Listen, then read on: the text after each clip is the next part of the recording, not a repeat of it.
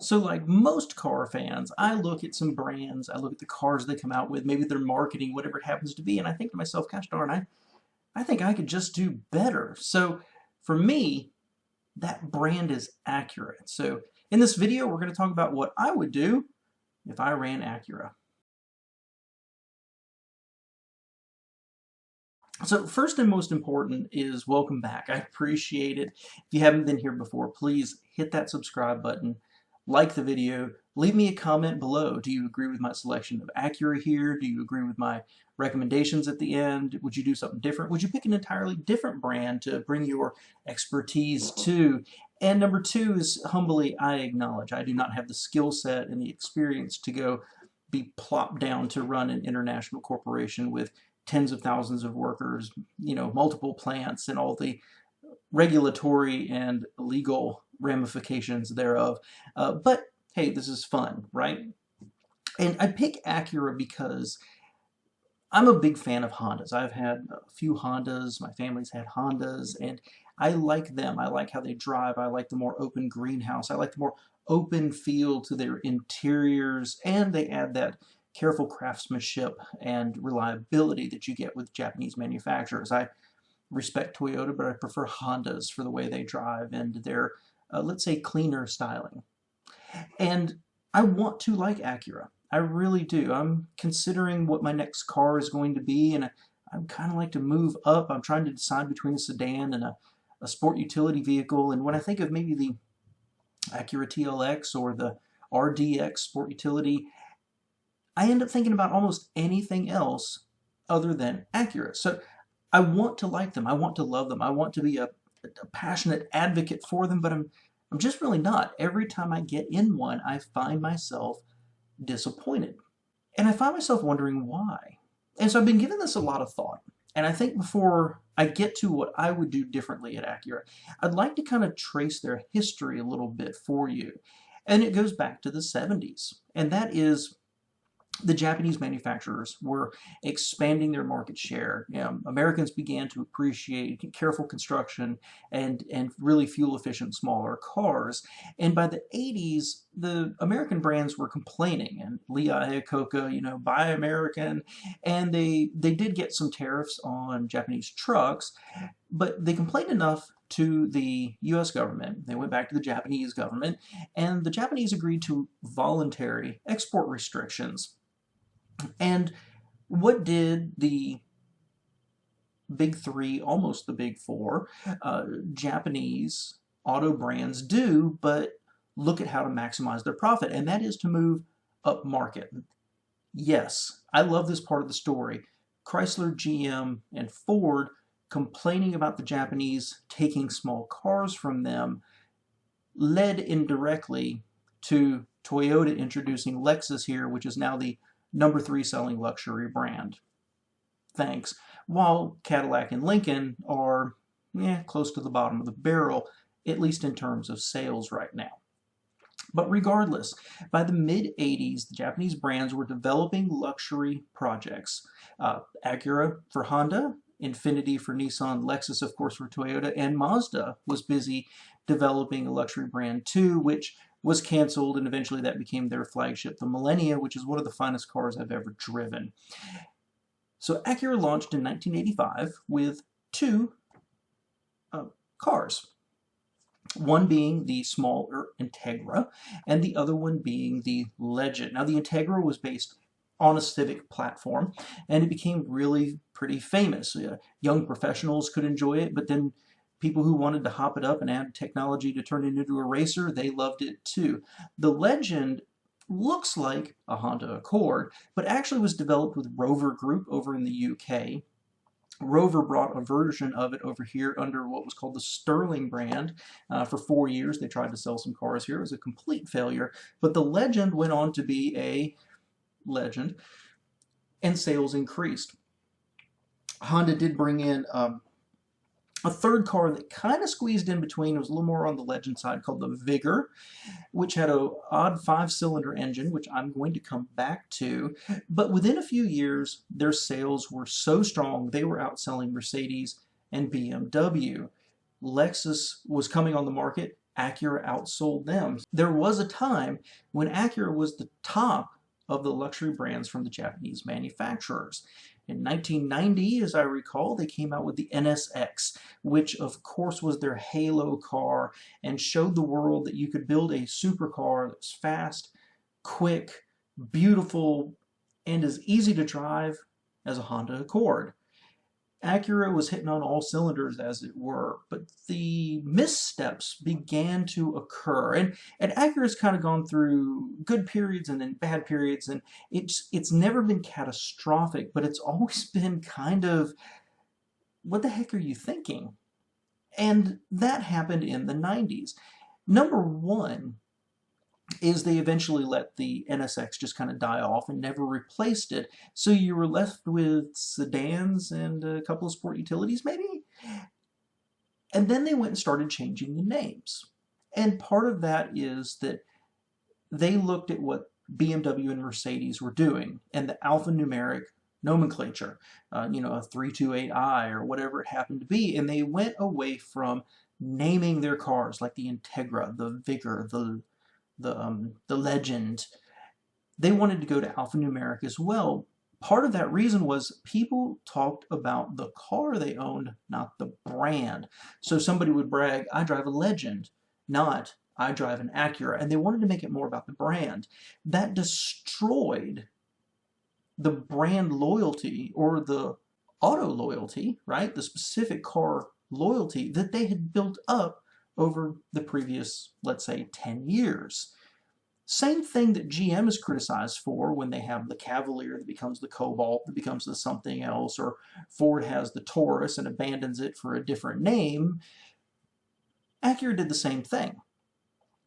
Acura continued on. They actually made some really good cars in the 90s, even in the 2000s, but they never really stood out. They always were kind of just solid. You know what I mean?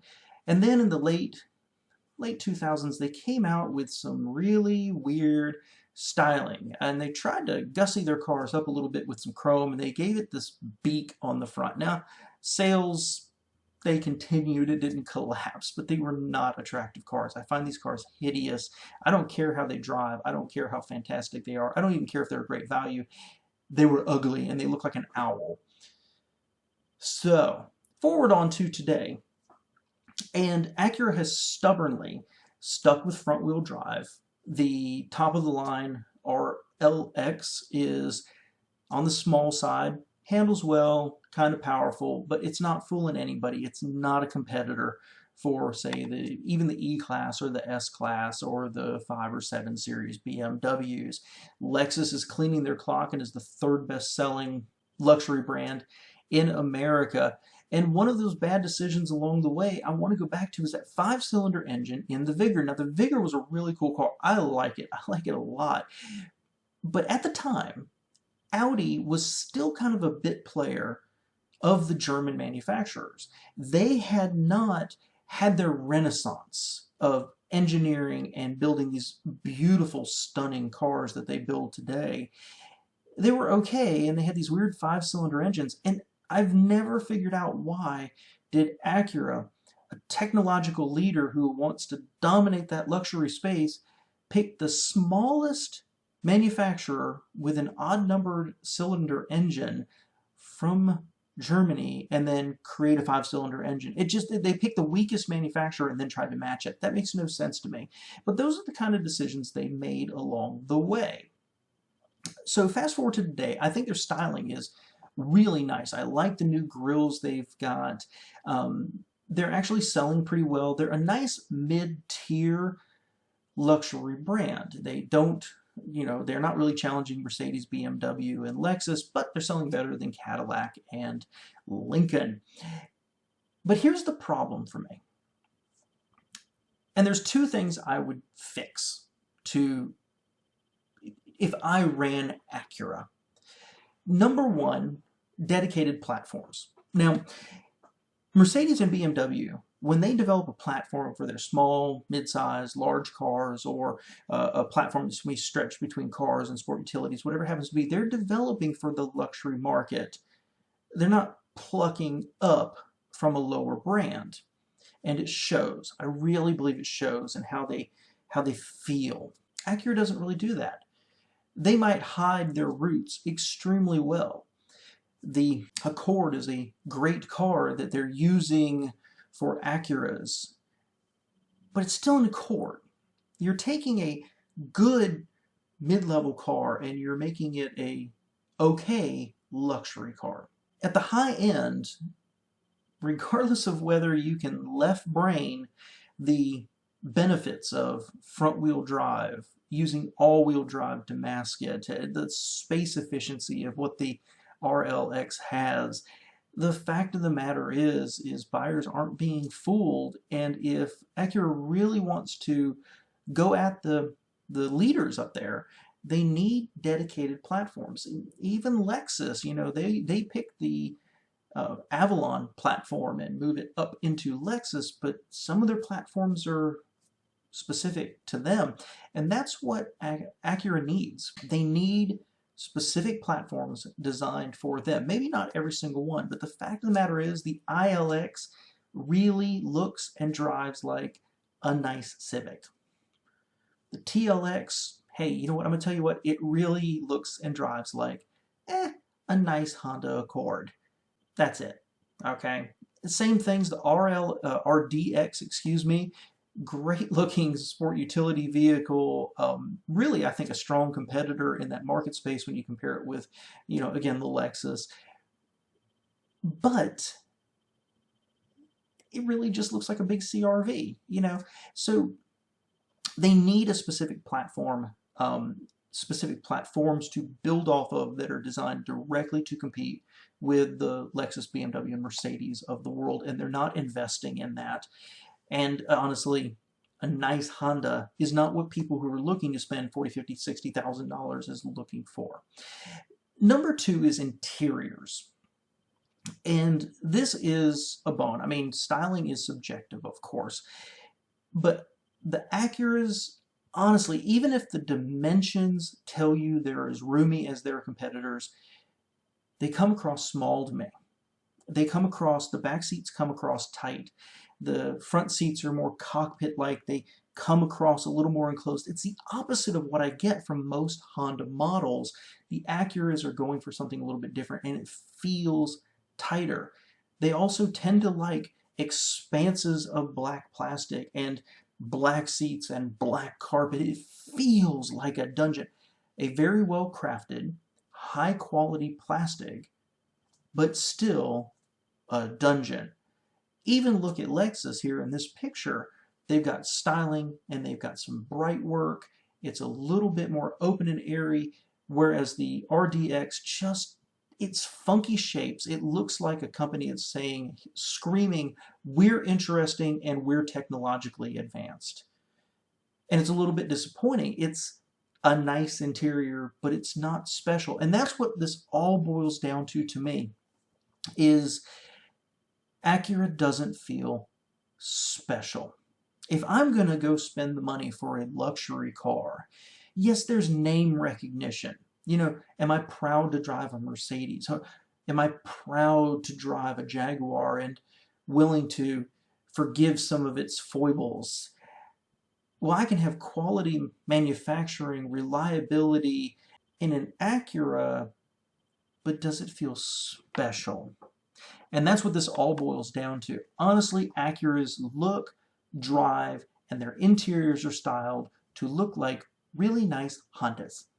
And that's not what that's not what buyers in this marketplace are really looking for. They're looking for a sense of special. And that's what I would change. They need to upgrade their platforms more from a bottom up to a top down approach. They need specific platforms for them to attack the upper range of the luxury market. They honestly need a rear-wheel drive platform, and they need a small V8 that they can go compete with Mercedes on. And let's face it, Genesis. Genesis I have not mentioned at all, but Genesis is a strong competitor who's making leaps and bounds improvements in the ride, handling, styling, and interiors of their cars. Genesis is what Acura should have been, and they're not. Because Hyundai is investing in Genesis, their platforms, and making them the best cars they possibly can. You know the other manufacturer that takes their more basic mass market platforms and moves them up to the luxury market and gussies them up and makes them better? Infiniti. Infiniti, that Doug DeMuro thinks is probably going to fold in the near future because sales are so poor. And that's what I'm afraid of for Acura. So honestly, they need the platforms and they need to focus on the interior. These funky shapes, these funky styles, this Cylon interface in the middle, and just all black plastic with no real style, sense, or presence is not registering with most of us. So I love Acura. I would want you to improve. Please send me a hat, honestly. Or a car. Send me a car. I really like an RDX. But that's what I would do. I think those are the two things they really need. Take that, roll out an entire new advertising campaign that's better than what you've got right now, and I think you can have some winners on your hands. So please leave me a comment below. I'd love to hear from you.